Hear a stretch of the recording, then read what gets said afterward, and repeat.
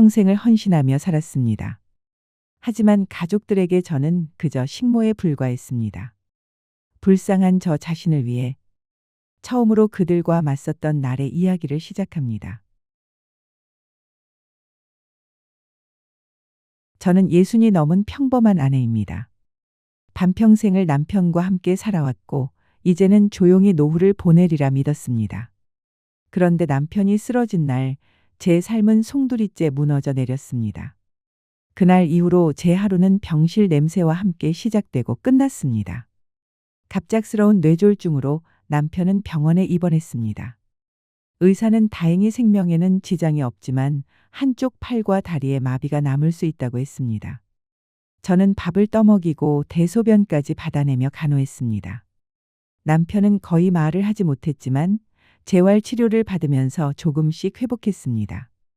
몇 주가 지나자 말을 할 수 있을 정도는 되었지만 여전히 한쪽 팔은 제대로 움직이지 않았습니다. 그런데도 남편은 고마움은커녕 여전히 저를 무시했습니다. 어느 정도 회복 후에도 식사와 옷 갈아입기, 약 챙기기까지 모두 제 몫이었습니다. 하지만 남편은 말이 돌아오자마자 불평부터 늘어놓았습니다. 간병 하나 똑바로 못하고 어리버리하다며 저를 무시했습니다. 저는 그 말을 듣고도 아무 말 못한 채 숟가락만 더 꽉 쥐었습니다. 사실 저는 평생 무시당하며 살았습니다. 제가 밥상을 차리면 이게 음식이냐고 타박당했습니다. 집안일을 도맡아도 그건 당연히 할 일인데 너무 못한다고 했습니다. 제가 아플 때는 치료비 아까우니까 참으라고 했습니다. 그럼에도 저는 30년이 넘는 시간을 참으며 살았습니다. 그게 결혼이고 그게 아내의 도리라고 믿었으니까요. 하지만 이제 돌이켜보면 저는 늘 사람이 아닌 남편의 그림자로만 존재했던 것 같습니다. 남편이 병상에 눕자 저는 자식들에게 전화를 걸었습니다. 그런데 자식들은 회사 일이 바쁘다며 엄마가 잘 돌봐달라고 했습니다. 또 제가 있는데 자기들이 뭐하러 가냐고 하더니 한 번을 찾아오지 않았습니다. 저는 전화기를 붙든 채 아무 말도 하지 못했습니다. 아이들의 말 속에서 저는 아내도 엄마도 아닌 아버지의 간병인일 뿐이었습니다. 그날 밤 병실 한쪽에서 조용히 눈물을 삼켰습니다. 사실 자식들도 예전부터 저를 존중하지 않았습니다. 집에 친구들이 온다며 방을 치워놓으라 시켰고 손이 많이 가는 음식을 해달라 요구했습니다. 벗어던진 옷은 제가 당연히 치워야 했고 빨래와 다림질도 늘 제 몫이었습니다. 제가 몸져 누운 날조차 밥상을 차리지 않으면 불평부터 했습니다. 무엇보다도 그들은 필요할 때만 저를 찾았고 그마저도 남편과 똑같이 명령조로 대하며 항상 짜증만 냈습니다. 그들의 눈에 저는 엄마가 아니라 집안일을 도맡는 식모, 하녀에 불과했습니다. 그때는 아무렇지 않은 척했지만 돌이켜보면 그 모든 순간들이 제 마음을 조금씩 갉아먹고 있었던 것 같습니다. 복도에서 만난 간호사가 조심스럽게 이렇게 혼자 다 하시면 어머니 건강이 먼저 무너지니 조금 쉬기도 하시라며 너무 고생이 많으시다고 제 손을 꼭 잡아주었습니다. 그 순간 제 눈에서는 눈물이 왈칵 터져 나왔습니다.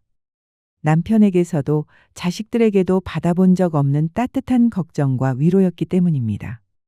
평생을 남편을 위해 자식을 위해 다 바쳐 살아왔지만 정작 제 안부를 묻고 제 고단함을 위로해 준 건 낯선 간호사 단 한 사람뿐이었습니다. 저는 복도 구석에 서서 어깨를 들썩이며 흐느꼈습니다.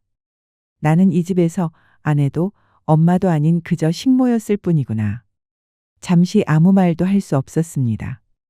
그저 숨소리만 들리는 복도에 제 울음소리만 희미하게 번졌습니다.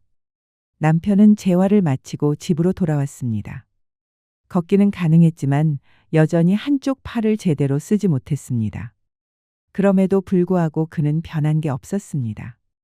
네가 한 게 뭐가 있다고 생색을 내냐며 나니까 데리고 살아준 거니 고맙게 생각하라고 말했습니다. 그 말은 제 가슴을 송곳처럼 찔렀습니다. 평생 집안일, 자식 키우기, 병간호까지 모든 걸 해온 제가 남편 눈에는 고맙기는커녕 존재 가치조차 없는 사람이었던 겁니다. 너무 서러웠습니다. 지난 30년간 저는 아무도 알아주지도 않는 일들을 가족이라는 이름 아래 희생만 하고 살아온 것입니다. 그 희생조차 그들은 당연히 해야 할 일이라고 생각하며 저를 자신들을 위한 꼭두각시 인형으로 여기고 있었던 겁니다. 저는 속으로 이를 악물었습니다. 이제는 더 이상 참지 않겠어. 이렇게 살지 않을 거야.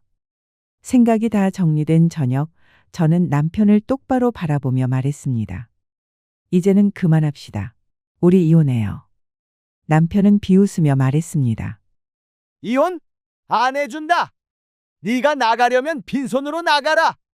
집도 돈도 다 내 이름이야. 이 집에는 네 것이 아무것도 없어. 그 말에 저는 오히려 담담히 고개를 끄덕였습니다. 이혼한다 생각하니 더 이상 서럽지도 않았습니다. 저는 곧바로 자식들에게 전화를 했습니다. 평소에는 찾아오지도 않던 자식들이 제가 이혼을 하겠다고 하자 부랴부랴 집으로 몰려왔습니다. 아이들은 제 팔을 잡으며 이혼하지 말라고, 이혼하면 아버지는 누가 모시냐고 했습니다. 이어서 여태껏 잘 참고 살았으면서 왜 그러는 거냐고, 혹시 재산 분할도 하는 거냐고 말했습니다. 저는 그 말을 들은 순간 가슴이 무너져 내렸습니다. 아픈 아버지를 돌볼 때는 보이지도 않던 자식들이 재산과 간병 부담이 자기들 몫으로 돌아올까 봐서야 이렇게 찾아온 것이었습니다.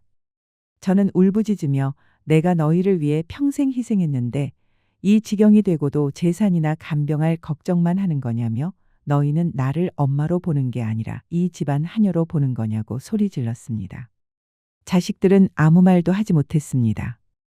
그 침묵 속에서 나는 이미 그들 마음속에서 지워져 있었던 사람이라는 걸 깨달았습니다. 정말 저를 엄마라고 생각했다면 저를 위로해주고 오해를 풀려고 했었겠지요. 하지만 제 울분에도 딱히 변명거리를 찾지 못하는 모습을 보니 평소에도 저를 부모가 아니라 식모로 생각한 거라는 확신이 들었습니다. 저는 눈물을 닦고 남편과 자식들을 향해 단호히 말했습니다. 빈손으로 나가라 했지? 웃기지 마. 법은 그렇게 만만하지 않아. 가사노동도 기여고 간병도 기여야 나는 내 권리를 반드시 챙기고 떠날 거야. 이제는 누구의 하녀도 누구의 간병인도 아니야.